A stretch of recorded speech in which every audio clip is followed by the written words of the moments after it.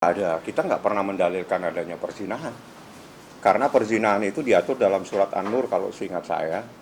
Bahkan itu lebih keras lagi cara penyelesaiannya, cara pembuktiannya. Kami nggak pernah mendalilkan adanya. Jadi kalau orang tidak paham hukum Islam, tolong jangan masuk dah di persoalan ini. Hormati syariat Islam kami, hormati agama kami, hormati cara hakim pengadilan agama memutus berdasarkan syariat agama Islam. Kalau Anda tidak paham, Anda minggir dari persoalan ini. Karena persetubuhan, perzinahan, perselingkuhan itu hal yang beda. Jauh sekali. Nah, di dalam perkara ini dari awal, sejak Oktober, itu memang ada persoalan dengan orang pihak ketiga. Sebagaimana yang disampaikan oleh pemohon di dalam pada saat ada di tempatnya, setelah kita daftar bahwa ada pihak ketiga sehingga terjadi yang namanya perselingkuhan. Perselingkuhan itu adalah pengkhianatan seorang istri kepada suaminya. Pengkhianatan seorang istri kepada suaminya itu adalah nusus. Nusus itu adalah istri yang durhaka. Nusus itu adalah istri yang tidak menghormati suami. Nusus itu adalah istri yang membohongi suami, istri yang membelakangi suami. Artinya melakukan sesuatu suami tidak tahu. Itu adalah nusus. Beda dengan zina, beda jauh langit dan bumi. Jadi jangan dicampur adukan, berarti tidak paham tentang hukum Islam, tidak paham makna. Seorang istri tidak boleh berduaan dengan laki-laki yang bukan muhrimnya. Itu adalah syariat Islam, itu syariat agama kami. Hormati syariat agama Islam saya. Tolong hormati pemahaman tentang seorang istri tidak boleh berduaan dengan laki-laki yang bukan muhrimnya, dan itu hukumnya haram. Dan itu bentuk dari perselingkuhan. Itu bentuk orang yang tidak menghormati suaminya. Bentuk orang yang mengkhianati suaminya, itu adalah nusus. Semua kategori ini pada akhirnya adalah istri yang durhaka kepada suami. Itu supaya clear. Bang, tadi kan abang sempat bilang bahwa pembuktian bang tentang yang HIV sendiri bang.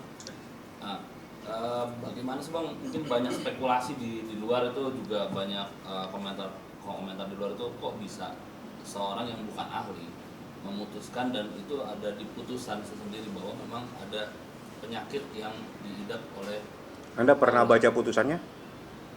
Belum. Baca dulu baru tanya. Oke? Berarti tadi yang abang sampaikan itu penegasan bahwa memang sejak awal dan di salinan putusan itu tidak ada soal perzinahan, maksudnya begitu Pak? Dari awal. Yang ada itu pengkhianatan seorang istri kepada suaminya.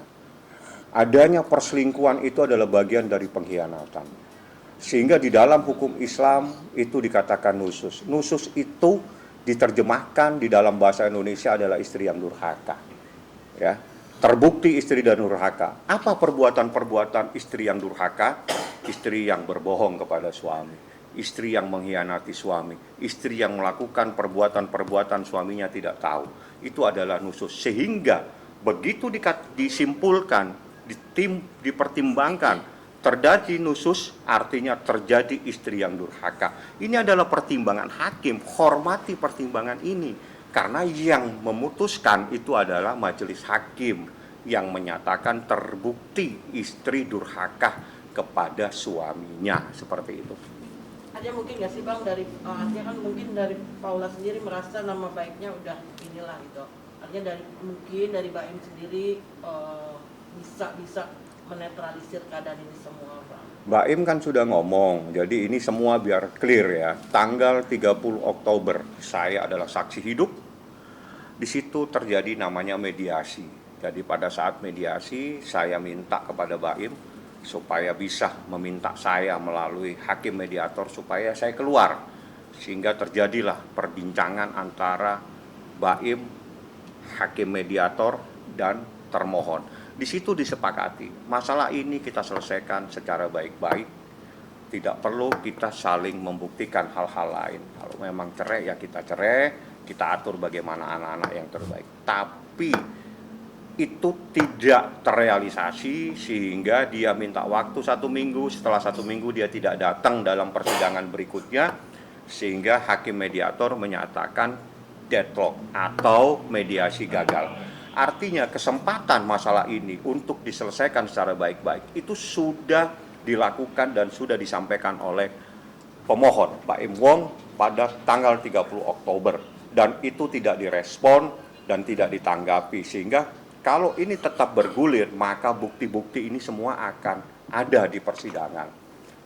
Nah, bukti-bukti itulah yang ada di persidangan, termasuk rekaman itu diputar di dalam persidangan semuanya, dan semua itu ada. Dari 86 bukti adalah sebagian adalah rekaman percakapan dan semuanya ada di dalam persidangan dan sempat diputar, didengarkan bersama-sama dan dibenarkan tentang adanya bukti tersebut. Pak, kemudian ini soal keberatan yang paling membuat mereka keberatan itu kan soal penyampaian dari humas itu sendiri ketika menyampaikan yang nusus itu tadi, yang pengkhianatan, yang soal HK. Dari segi hukum sendiri, apa soal keetisan itu sendiri, apakah sudah termasuk itu diperbolehkan sebenarnya, Pak, menyampaikan? Sangat dibolehkan. Baca peraturan, baca surat keputusan Ketua Mahkamah Agung 144 tahun 2007. Di dalam pasal 6, seingat saya, itu mengatur tentang perkara-perkara yang menjadi atensi publik ya. Jadi menjadi sorotan masyarakat, sehingga itu boleh disampaikan putusan tersebut atas persetujuan ketua pengadilan masing-masing. Walaupun putusannya belum ingkrah boleh disampaikan.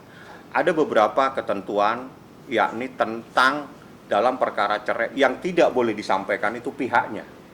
Jadi pihaknya misalnya namanya si A, itu tidak boleh, coba tinggal pemohon, termohon. Pemohon dan termohon di Pengadilan Agama Jakarta Selatan pada Oktober saja jumlahnya 3.400, mungkin Desember sudah 5.000. Kalau yang mengajukan pihak suami namanya pemohon, istrinya namanya termohon. Banyaknya pemohon dan termohon tersebut. Artinya apa yang disampaikan itu sudah sesuai dengan surat keputusan Ketua Mahkamah Agung 144/2007, di mana mengatur dan membenarkan, bahkan diharuskan disampaikan terhadap perkara-perkara yang menjadi perhatian masyarakat di dalam pasal 6. Nah, ini perkara menjadi perhatian masyarakat. Sejak Oktober sudah teman-teman wartawan meliput. Setelah itu setiap hari Rabu sidang teman-teman wartawan ada mengikuti. Bahkan Anda dibukakan ruangan, disilakan Anda masuk, Anda sempat berfoto, melihat hakim semua, setelah itu Anda disuruh keluar. Artinya perkara itu memenuhi syarat sebagai perkara yang memang menjadi perhatian masyarakat dan itu harus disampaikan. Ingat, yang disampaikan adalah pihak pemohon dan termohon. Apa yang disampaikan itu pasti pertanyaannya, apa yang terjadi? Terbukti adanya nusus. Pasti orang bertanya, nusus itu apa? Nusus itu kalau diterjemahkan dalam bahasa Indonesia, dimaknai dalam bahasa Indonesia adalah istri durhaka. Itu yang disampaikan. Nusus itu apa? Istri yang membangkang kepada suaminya. Nusus itu apa? Istri yang mengkhianati suaminya. Nusus itu apa? Istri yang durhaka kepada suaminya. Apa yang disampaikan oleh humas itu memang ada dalam putusan. Kalau Anda keberatan, ya keberatannya Anda dengan banding. Tapi itu putusan ada, kecuali tidak ada dalam putusan ini, humas menyampaikan berarti humas mengarang informasi tersebut. Oke? Karena itu ada semua. Jadi kalau ada, ya udah itu yang benar dan itu yang disampaikan. Dia tidak mengarang Bang, sebuah cerita. mungkin sedikit Bang terkait mantan manajernya Baim juga yang mengatakan bahwasanya Baim sangat manipulatif dalam persoalan ini. Termasuk rekaman itu memang sudah dipersiapkan jauh-jauh hari untuk memang mencari pembenaran dalam hal ini.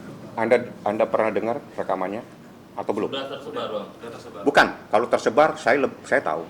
Anda pernah dengar dari awal? Iya. Belum. Udah. Dengarin dulu dari awal, tanya lagi ke saya. Satu kalimat di situ. Saya rekam ya. Buat apa ini direkam? Saya rekam ya. Itu percakapan dua orang. Tidak ada yang keberatan. Saya rekam untuk saya jadikan bukti.